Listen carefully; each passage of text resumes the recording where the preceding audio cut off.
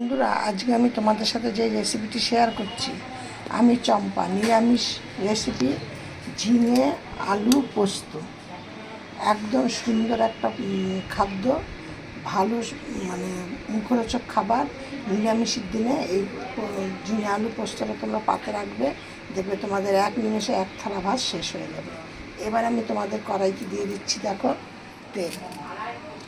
এখন কিন্তু কম তেল দেবো, দিয়ে পরে একটু আবার তেল দেবো। এবার এর মধ্যে আমি ফোড়নে দিচ্ছি। এবার এর মধ্যে দিয়ে দিচ্ছি, দেখো, দুটো শুকনো লঙ্কা আর কিছুটা কালো জিরে। এবার কিন্তু আমি কড়াইটার মধ্যে পুরোটা তেল ভালো করে ঘুরিয়ে লাগিয়ে নেব। তাহলে কি হবে, আমি যখন ঝিঙেটা দেবো কিন্তু ঝিঙেটা আর আমার কড়াইয়ের গায়ে লাগবে না। এবার দেখো, এর মধ্যে আমি দিয়ে দিচ্ছি ঝিঙেগুলো।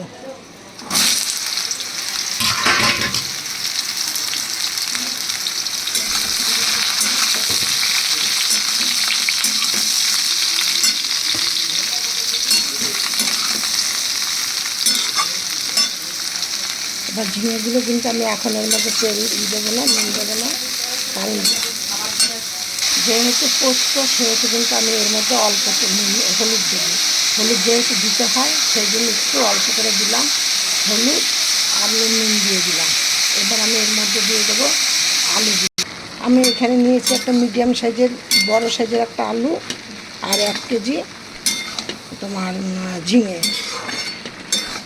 একদম মুখরোচক হেভি খাবার, হেভি টেস্টি। আর আমি যেভাবে তোমাদের সাথে করছি, তোমরা এইভাবে করে দেখো, গরম ভাত একদম এক নিমেষে শেষ হয়ে যাবে।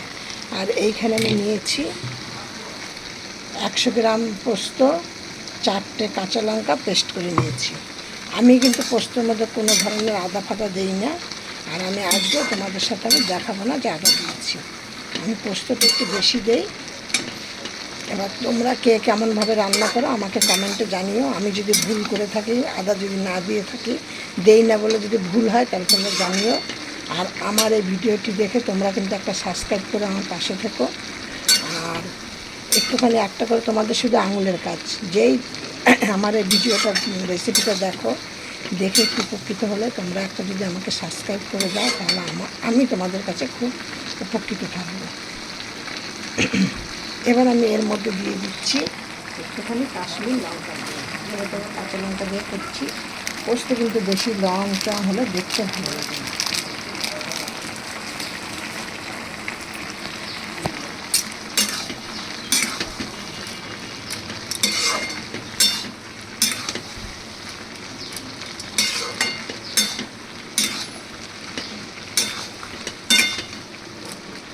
আর একটুখানি জলটা শুকনো শুকনো হয়ে আসবে, তখন কিন্তু আমি তোমাদের এই পোস্তটা দিয়ে দেবো। এবার আমি এর মধ্যে দিচ্ছি চিনি।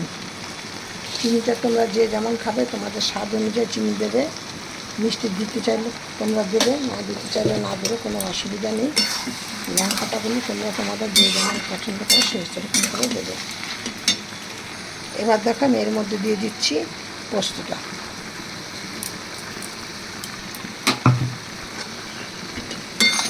এবার আমি জায়গাটা ধুয়ে একটু জল দিয়ে দেবো।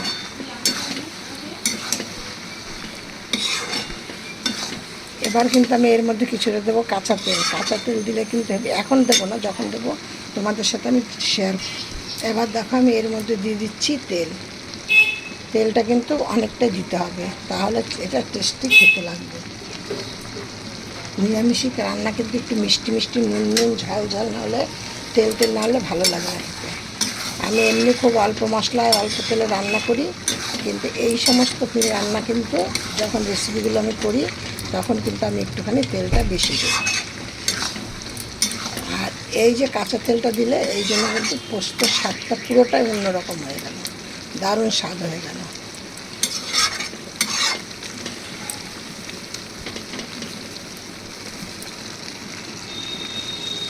এবার দেখো, আমার রেসিপিটা একদম পারফেক্ট হয়ে গেছে। এবার আমি নামিয়ে দিচ্ছি। কারণ পোস্ত দু রকমও হয়, একটু ঝোল ঝোলও করা যায়, আবার শুকনো শুকনো করা যায়। আর পোস্ত দিয়ে কিন্তু অনেক রকমের আইটেম করা যায়। শুধু তোমরা আলু পোস্তও করতে পারো, পটলটাকে প্রচুর রকমের আইটেম করা যায়, আবার পোস্তের বড়াও কিন্তু খেতে হেভি টেস্টি। তবে আমি যেহেতু টক ডালের সাথে আমি এই রেসিপিটা আমরা পরিবেশন করব, ওই জন্য কিন্তু আমি সেটা এটা একটু শুকনো শুকনো করলাম। এবার আমি এটা আমার হয়ে গেছে, আমি এটা নামিয়ে দিই। দেখো আমার এই পোস্তটা হয়ে গেছে।